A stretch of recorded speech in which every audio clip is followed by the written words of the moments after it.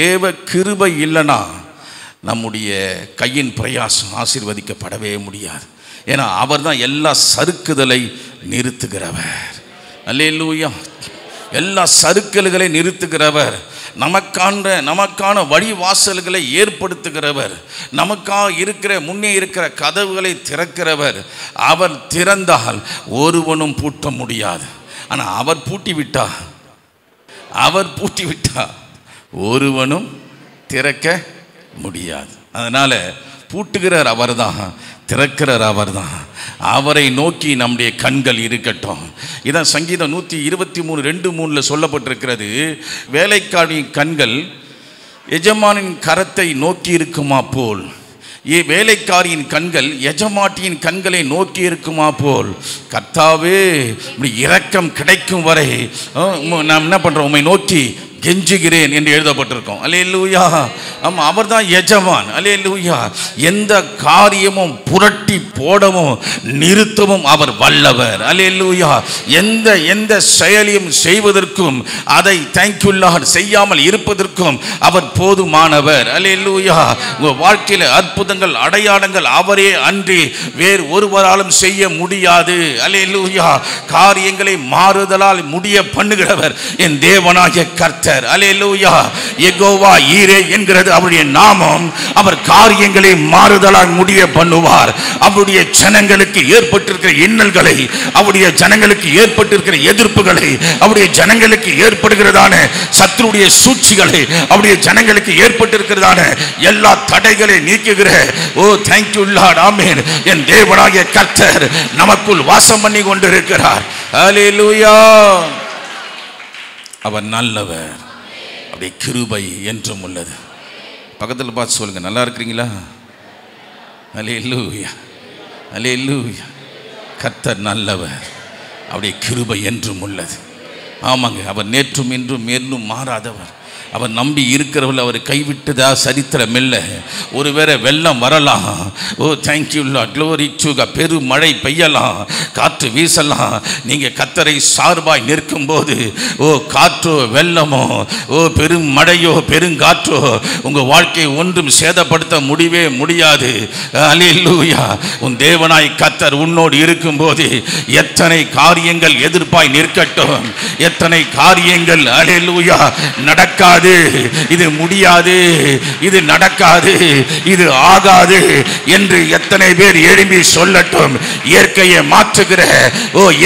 மாற்றுகிற சூழ்நிலையை மாற்றுகிற நான் ஆராதிக்கிறேன் தேவனாய கர்த்தர் காரியங்கள் எல்லாவற்றையும் நமக்கு சாதகமாய் முடிய பண்ணுவார்.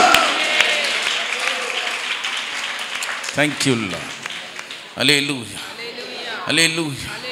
அவருடைய ஜனம் குறுகி போகவில்லை, அவருடைய ஜனம் வெட்கப்பட்டு போகவில்லை. அல்லேலூயா. எவ்வளோ பிசாசு ஒடுக்கிறானோ, எந்த அளவுக்கு அல்லது எதிர் ஜனங்கள் அல்லது பொறாமை வன்கண் எரிச்சலாக இருக்கிற உலகத்தில் இருக்கிற மாறுபாடு உள்ள ஜனங்கள் எத்தனை நெருக்கினாலும் அவருடைய ஜனங்கள் பெருகி கொண்டே இருக்கும். அவருடைய ஜனத்தை அவர் அதிசயமாய் நடத்துகிறார், அவர் அற்புதமாய் பாதுகாக்கிறார். அங்கே எழுதப்பட்டிருக்கு, அவருடைய ஜனங்களை அந்த எகிப்து எதிராளிங்க நெருக்கினான், வளரக்கூடாது நெருக்கினான், வாழவே கூடாதுன்னு நெருக்கினான், உயரவே கூடாதுன்னு நினைக்கிறாங்க. ஆனால் அவர் ஜனம் வெட்ட வெட்ட வெட்ட வெட்ட வளரும், கொட்ட கொட்ட உயரும். ஒரு பாட்டு இருக்கு இல்லையா, வெட்ட இதில் கல்வாரி, வெட்ட வெட்ட வளரும். அதை எடுத்து விடுங்க, எடுங்க. வெட்ட வெட்ட வளரும், கொட்ட கொட்ட உயரும். இதுதான் அவருடைய ஜனம். அல்லேலூயா. இருக்கா? சரி, கர்த்தர் நல்லவர். அல்லேலூயா. அல்லேலூயா. அப்போ அவருடைய ஜனத்தை ஒரு நாளும் ஆண்டவர் சத்துரு கையில் ஒப்பு கொடுக்கிறதே இல்லை. அல்லேலூயா. அல்லது அவர்களை துன்பப்படுத்துவருடைய கரத்தில் என்ன பண்ணல, ஒப்பு கொடுக்கிறதே இல்லை. நீங்கள் சங்கீதம் 15 நினைக்கிற 31 வாசித்தீங்கன்னா அங்கே எழுதப்பட்டிருக்கு, சத்ருடைய கைகளுக்கும் துன்பப்படுத்துடைய கைகளுக்கும் என்ன பண்ணியிருக்கிறாரு, விலக்கி பாதுகாத்திருக்கிறார் இருக்கும். அல்லேலூயா. இருக்கா? 15:31 இல்லையா? இல்லை 30:15 பாருங்க. என்னை கொட்டினாலும் கொட்ட கொட்ட லேட் ஆயிடுச்சு, கடந்து போயிட்டேன் இருக்கா இல்லையா? என் காலங்கள் உடைய கரத்தில் இருக்கிறது. அதுதான் சொன்னேன். அது என்ன வசனம்? 31:15. என் காலங்கள் அதுலதான் வரும். என் சத்துருக்களின் கைக்கும் என்னை துன்பப்படுத்துகிறவர்களின் கைக்கும் என்னை தப்புவியும். ஆமென். அவருடைய ஜனமா அப்படி சத்தத்தை கேட்டு நாம் வாழும்போது, நான் பிறகு சொல்றேன் என் ஜனம் என்றது அர்த்தம் என்ன உங்களுக்கு பிறகு சொல்றேன். அவருடைய ஜனமா அப்படி சத்தத்தை கேட்டு வாழும்போது நம்முடைய சத்துருக்கள், அல்லேலூயா, நம்முடைய சத்துருக்கள் ஒரு கைக்கு தேவன் ஒப்பு கொடுக்கிறதே இல்லை. நம்மை துன்பப்படுத்துகிற ஜனங்களுக்கு ஆண்டவர் என்ன பண்றாரு? விடுவித்து காக்கிறார். அல்லேலூயா. விடுவித்து என்ன பண்றாரு? காக்கிறார். அல்லேலூயா. ஆண்டவர் அவருடைய ஜனத்தை ஒரு நாளும் கைவிடுகிறது இல்லை. ஒருவேளை நம்முடைய அந்த சூழ்நிலை நமக்கு அப்படி தெரியும், ஆண்டவர் ஒப்பு கொடுத்துருவாரோ, அல்லது என் வாழ்க்கை முடிஞ்சிடுமோ, என் வாழ்க்கை இப்படி ஆகிடுமோ, சில சரீரத்தில் வருகிற சில போராட்டம் அல்லது குடும்பத்தில் ஏற்படுகிற சில பிரச்சனைகளை பார்க்கும்போது அவ்வளோதான், நம்ம வாழவே முடியாது, நம்ம வளரவே முடியாது, நம்ம மீண்டு வர முடியாது என்று சொல்லி பல பிரச்சனைகள், பல காரியங்கள் தெரியும். ஆனால் ஆண்டவர் சொல்கிறாரு, நான் உங்க கூட இருக்கிறேன். அல்லேலூயா. என் ஜனத்து கூட நான் இருக்கிறேன். என் ஜனங்களை நான் கைவிட மாட்டேன். என் ஜனங்களை நான் பொல்லாதவருடைய கைக்கு என்ன பண்ண மாட்டேன், நான் தப்புவிப்பேன்.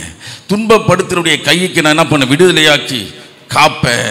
சத்துடைய கைகளுக்கு நான் என்ன பண்ண மாட்டேன், சத்துரு ஒடுக்குவதற்கு என்ன பண்ண மாட்டேன், நான் ஒப்பு கொடுக்க மாட்டேன். அல்லேலூயா, அல்லேலூயா, அல்லேலூயா. தேவ ஜனத்தின் மேலே தேவனுடைய கண்கள் நோக்கமாகவே இருக்கு.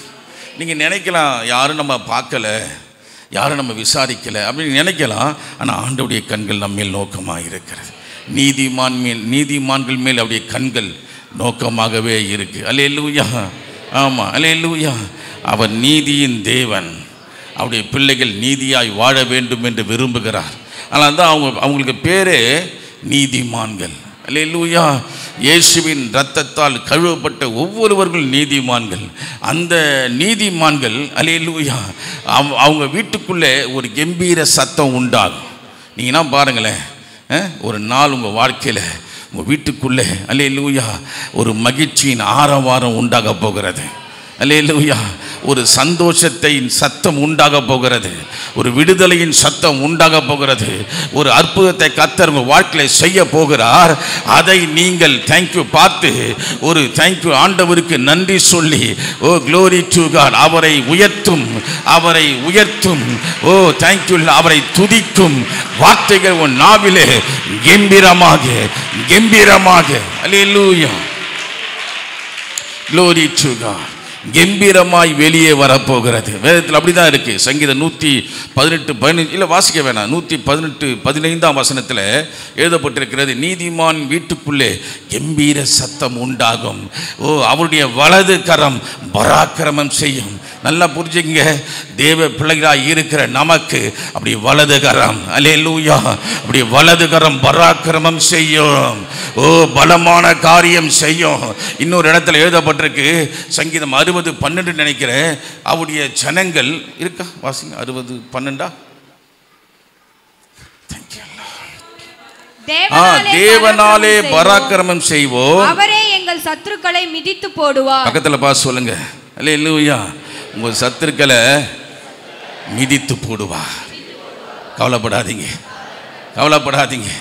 ஆமாம், உங்கள் எதிரிகளை யாரெல்லாம் எழும்புறாங்களோ, உன் பக்கத்திலே 1000 பேர், உன் வலதுபுறத்திலே 10,000 பேர் எழும்பினாலும் அது உன்னை அணுகாது, அது உன்னை அணுகாது. உன் தேவனாய கர்த்தர் உன்னோடு இருக்கிறார், உன்னோடு இருக்கிறார், உன்னை சூழ்ந்து இருக்கிறார். பிரச்சனை வரதான் செய்யும்.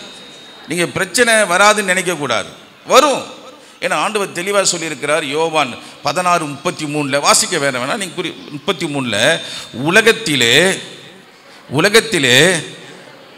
உலகத்திலே அடுத்த வார்த்தை எனக்கு சொல்லுங்க பார்க்கலாம். உலகத்திலே அப்படியா இருக்கு, அப்படியா இருக்கு. உலகத்திலே ஒரு வார்த்தை, உங்களுக்கு. மொட்டையாக இருக்கக்கூடாது, வசனத்தை சொல்லும். உலகத்திலே, பக்கத்தில் சொல்லுங்க, உலகத்தில் உங்களுக்கு உபத்திரம் உண்டு, ஆனாலும் திடன் கொள்ளுங்க. ஏன்? நம்ம ஆண்டவர் உலகத்தை ஜெயித்தவர். உலகத்தை ஜெயித்தவர் உனக்கும் உலகத்தை ஜெயிக்க உதவி செய்வார், உதவி செய்வார். ஏதோ கரம் பிடிச்சு நம்மை அழைத்து வந்தார் இல்லையா?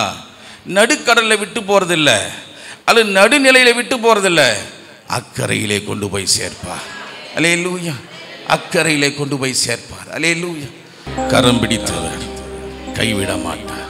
அப்போ நம்ம என்ன செய்யணும்? அவருடைய காரியத்தில் எல்லாம் சரியாக இருக்கிறார்.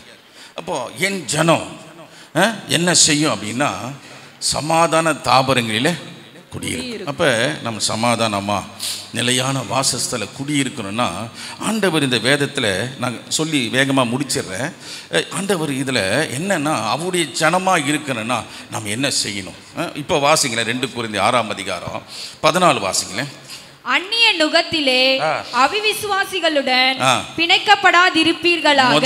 முதல்ல ஆண்டவர் சொல்றேன், என்ன பிரமாணத்தை கொடுத்துருக்கிறாருன்னா, அந்நிய நுகத்தில் என்ன பண்ணக்கூடாது? அவிசுவாசிகளோட. இப்போ நம்ம பிள்ளைங்க இருக்கிறாங்க, நம்ம பிள்ளைங்க ஆண்டுடைய பிள்ளைங்க, இவங்களுக்கு ஒரு திருமண காரியம் நடக்குதுன்னு வச்சுங்களேன். அதற்கு பெண்ணை எடுக்கிறதோ அது பிள்ளையை எடுக்கிறதோ அவங்க என்ன பண்ணணும்? அவங்க எப்படி இருக்கணும்? அவங்களும் எப்படி இருக்கணும்? ஆமாம், தேவ பிள்ளைகளாக இருக்கணும். அதான் எழுதப்பட்டிருக்கு. அப்போது அந்நிய நுகத்தில் உறவுகள் என்ன பண்ணக்கூடாது? லூப் பண்ணக்கூடாது, இணைக்கக்கூடாது. சில சங்கடமான பிரச்சனை நம்ம நடக்குது, சில விரும்பிடுறாங்க, பிள்ளைங்க விரும்பிடுறாங்க. இப்போ பெற்றவங்களும் என்ன பண்ணுறாங்க? வேறு வழி இல்லை, பிள்ளைங்க பெற்றோர்களோடு ஒத்து போயிடுறாங்க. ஆனால் நான் சங்கடத்தில் மாட்டிக்கிறேன். எதனா ஒரு பொய் சொல்லி உங்களை கூப்பிட்டு வந்துடுறாங்க. இப்போ நான் எப்படி சொல்கிறதுன்னு தெரியல. எனக்கு என்னென்னா, ஐயோ பையன் செஞ்ச தப்புக்கு அப்பா அம்மா நம்மக்கிட்ட கேட்டுருக்கிறாங்க. இப்போ என்ன பதில் சொல்கிறது? பெரும்பாலும் உங்களை வெளியே விட்டுறக்கூடாது இல்லையா?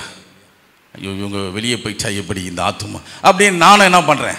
தஞ்சாவூர் பொம்மை மாதிரியா? சரி.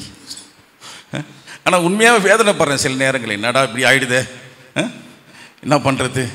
அந்த குடும்பம் போயிடுமே, வேணான்னு சொன்னால் அவங்க வெளியே போயிடுவாங்களே அப்படின்னு நானும் வேறு வழி இல்லாமல், ஆண்டவரே என்னை மன்னிச்சிருங்கப்பா, இதுங்க பண்ணுற கூத்தில் நான் என்ன பண்ணுற கூத்தாட வேண்டியதாக இருக்குது.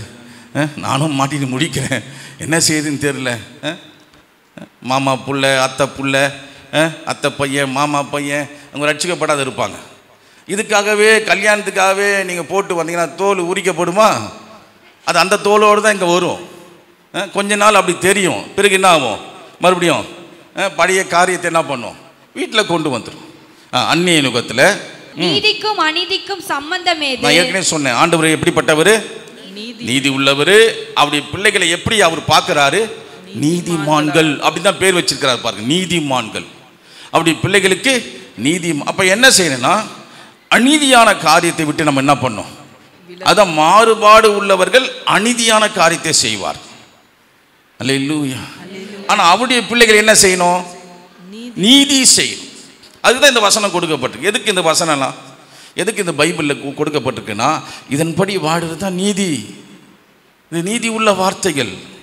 அவங்க செய்கிறாங்கன்னா அது அநீதி. நாம் எப்படி செய்யணும்? நீதி. அப்போ அவருடைய ஜனமாக நாம் இருக்கணும். இந்த வாக்குத்தத்தை எனக்கு சொந்தமாகணும்னா, நீங்கள் உங்கள் நுகம் விசுவாசிகளோடு பூட்டப்பட்டிருக்கணும். அடுத்தது எதுக்குள்ளே வாழணும்? நீதிக்குள்ளே வாழணும். அடுத்தது ஒளிக்கும் இருளுக்கும் ஐக்கியம் ஏது? ஒளிக்கும் அது இருள். மாறுபாடு உள்ள சந்ததி இருக்கிறது இருள். இருளில் தான் நம்ம இருந்தோம். கொலோசியர் 1:13 சொல்லுது, இருளின் அதிகாரத்தில் இருந்த உங்களை பிதாவாகிய தன் குமாரனுடைய ராஜ்யத்தில் என்ன பண்ணிட்டாரு?